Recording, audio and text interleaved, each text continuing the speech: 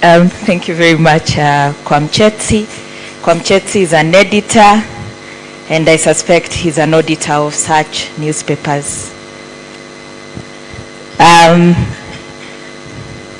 Good afternoon. No, protocols first. I'll stand on the protocols established and start by recognizing the chair of Center for Multi-Party Democracy, Honorable Kiraito Murungi, and all other representative of parties, then Honorable Winnie Odinga, all representatives of the people, colleagues from the civil society, active citizens, and lately I like to ensure that we greet each other as good afternoon taxpayers. Good afternoon taxpayers. Mmekubali hiyo salamu. Baba would have endorsed salamu ya walipa ushuru.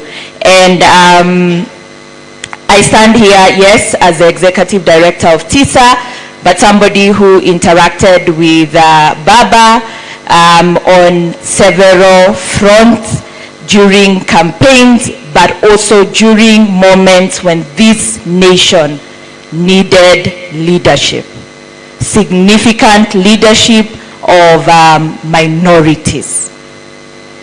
Baba stood up, and I hope they're in the room, with the Nyayo torture chamber victims, prisoners of conscience who have their headquarters up here in Kabete.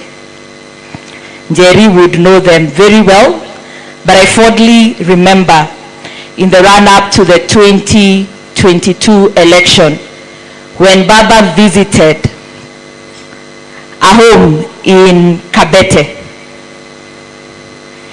And the protocol team came na wakaanza kukagua masahani, not knowing that Baba was right behind them. He knew all the mothers of the sons who were detained by name. So aliwaambia, akiwachana na mama Kangeve, hawezi niroga, nitakula kutoka kwa hiyo sahani. This is right at the heart of Kabete. He did not fear. He was not worried about connecting with his friends, despite the fact that the people who were around there were more aligned to his competitor. And I see Suba here. Notably, and I know Sophie and Tim are here, that day Baba sang Wimbo wa Mapambano 5 times. He sang Wimbo wa Mapambano 5 times. Every time people would narrate what the Mwakenya movement had done, he would listen in a very thoughtful way. From the 70s, 80s, these were his friends. They had told each other these stories through and through. Then, you know, like how you have a pambio in church.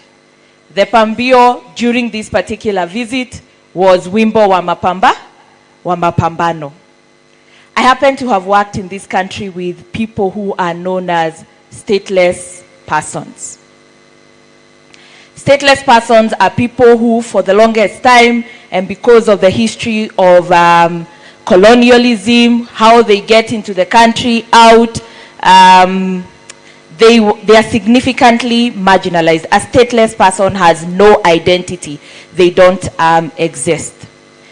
And whereas we trekked to State House to meet the President, Uhuru Kenyatta, before, Baba had told us, please make sure you help as many stateless communities in this country to get an ID. Sometimes I get offended when I hear the stories of Northern Kenya and the vetting of IDs. Because the one person who really spoke about why we need to foster inclusion of all the areas, including northern Kenya.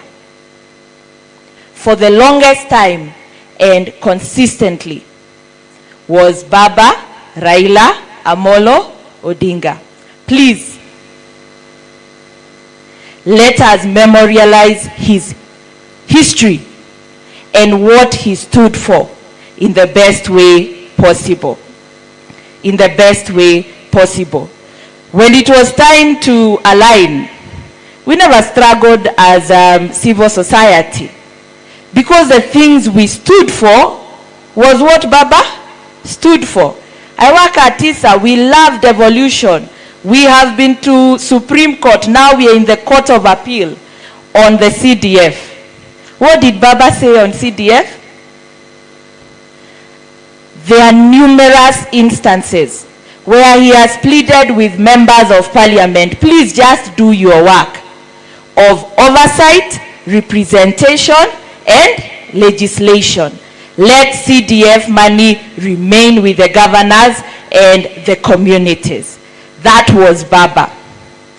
Baba even believed in one county, one product.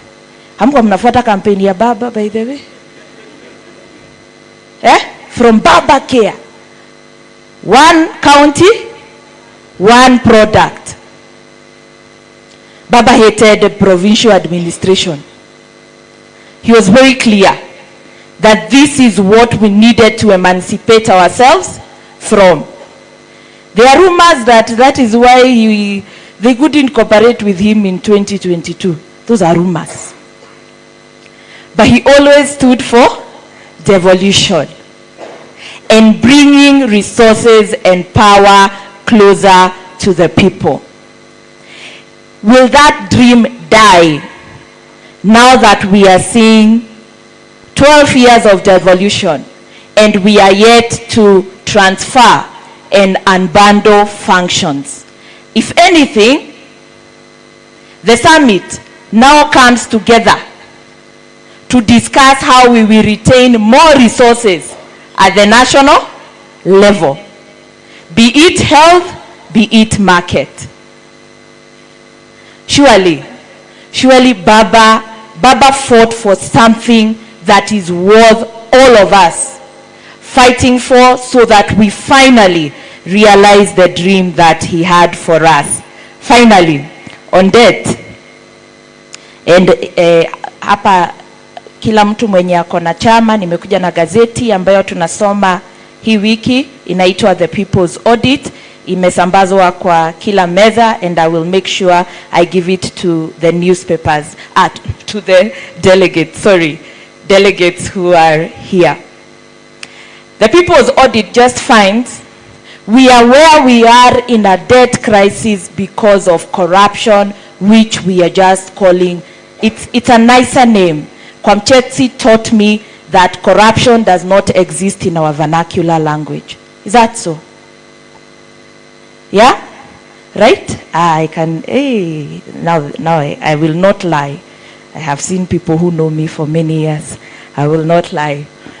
Corruption does not exist in our vernacular. And Baba, when he spoke about debt, he said, what we are doing to the children we have and the unborn children is satanic. Ni ushetani kabisa. Because we are creating a generation of millions of children who will be born poor, while creating a 1% of children who are benefiting from stolen wealth. If you thought economic justice was removed from transitional justice, Baba knew otherwise. It is at the heart of what we are. Today is the International Human Rights Day. The one thing that is taking away from us the realization of human rights. I would have spoken to education or health, but imagine paka polisi hawana pesa sababu ya ni deni. Ni deni, but deni ndio iko hapa juu. Chini ni sababu ya wizi. And I'm told EACC is disputing a figure we have of 3 billion. We are saying we have of 3 billion. We are saying we are losing 3 billion every year. This figure was first calculated by the Kenya Association